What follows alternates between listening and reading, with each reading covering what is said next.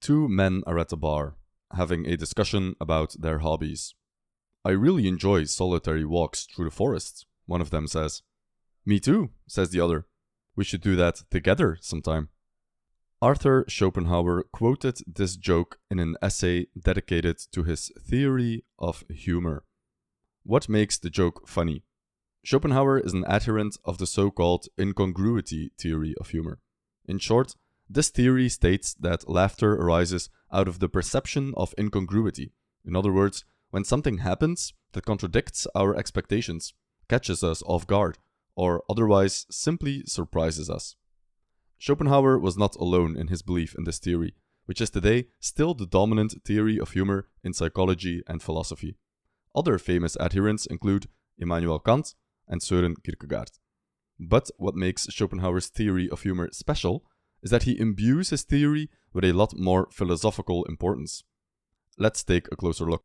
In Schopenhauer's version of the incongruity theory, the mismatch happens not simply between our expectations and the actual experience, but more specifically, he argues that humor arises out of a mismatch between our sense perception of something versus our abstract, rational knowledge of that same thing. However, the human mind works in such a way that our mental model of a thing, let's call it an idea, can never fully grasp all the details and nuances and imperfections of an actual thing in the real physical world. Our ideas are generalizations, and we use them to lump together a huge sum of different things. So we say, for example, that both a chair and a table fall under the idea of furniture. Humor arises, then, when we are confronted with a mismatch between an actual thing and the general idea that we have in our head. An idea and a thing are supposed to be the same, but they are not. This mismatch leads to laughter, which Schopenhauer defined as the expression of this incongruity. Let's take another look at the joke at the start of the video. Two men are at the bar, having a discussion about their hobbies. "I really enjoy solitary walks through the forest," one of them says. "Me too," says the other. "We should do that together sometime." The man clearly starts from the general idea that a pleasure which two people love, they can enjoy together. But he subsumes this idea under a particular instance that excludes doing things together, namely the solitary nature of the walk. The absurdity that arises out of the idea of doing something alone, together, is what creates humor. Now, we mentioned earlier that Schopenhauer's theory of humor has more philosophical content than other ones. That's because his theory not only explains humor as such, but it also explains something else, namely why it's so hurtful when people make fun of you.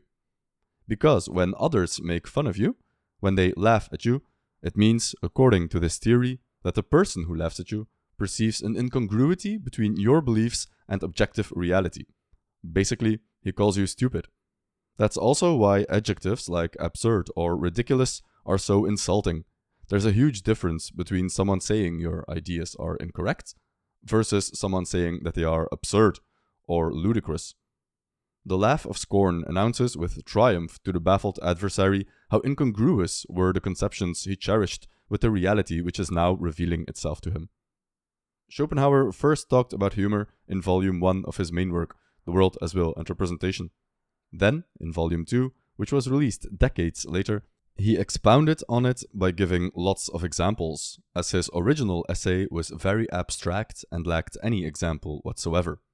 This second essay about humor is ironically full of unintended comedy, which I felt compelled to share with you all. Let's take a look at the introduction, for example. In the first volume, I regarded it as superfluous to illustrate this theory by examples, for everyone can do this for himself by a little reflection upon cases of the ludicrous which he remembers. Yet, in order to come to the assistance of the mental inertness of those readers who prefer always to remain in a passive condition, I will accommodate myself to them. He then proceeds to tell us a bunch of jokes, and they are very quaint, old-timey, and wholesome in a way. Here are some examples. A peasant was wearing light summer clothes in the cold of winter. A king walked past and laughed at him. Thereupon he said to the king, "If your majesty had put on what I have, you would find it very warm."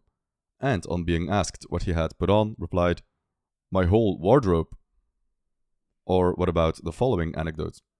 The audience in a theater in Paris once called for the Marseillaise to be played, and, as this was not done, began shrieking and howling, so that at least a commissary of police in uniform came upon the stage and explained that it was not allowed that anything should be given in the theater except what was on the playbill. Upon this, a voice cried, "And you, sir, are you also on the playbill?" A hit which was received with universal laughter. Or what about this witty inscription on the tombstone of a doctor? "Here he lies like a hero, and those he has slain lie around him." And finally, Schopenhauer also shares another anecdote from the theater, this time of an actor who was not allowed to improvise on stage. In the Berlin theater, he was strictly forbidden to improvise. Soon afterwards, he had to appear on the stage on horseback, and just as he came on the stage, the horse dunged, at which the audience began to laugh, but laughed much more when the actor said to the horse, "What are you doing? Don't you know we are forbidden to improvise?" In all cases, these jokes or comedic anecdotes hinge upon our knowledge of some kind of general principle combined with an instance of that principle which seems at first glance to fit right into it, except not really. From this "not really" comedy is born. The incongruity theory of humor is nowadays accepted by consensus as the most dominant theory. But the purpose of this video was not to give a full account of this theory, but rather shine some light on Schopenhauer's examples of jokes, and the passive-aggressive way in which he introduces these jokes, which is a prime example of unintended humor on Schopenhauer's part. I wonder if he realized this himself, but probably not. Schopenhauer has the regular habit of casually insulting anyone and everyone, and the passive-aggressive tone in which he derided some of his readers, accusing them of laziness, fits right in with his personality. If you want a more complete view of Schopenhauer's philosophy, you can check out our full 45-minute breakdown of his main work. Or you can enjoy a bit more of his passive-aggressive personality by getting acquainted with his essay on noise. A word of thanks goes out to our Patreons who keep the channel alive. And as always, thank you for watching, and we'll see you in the next one.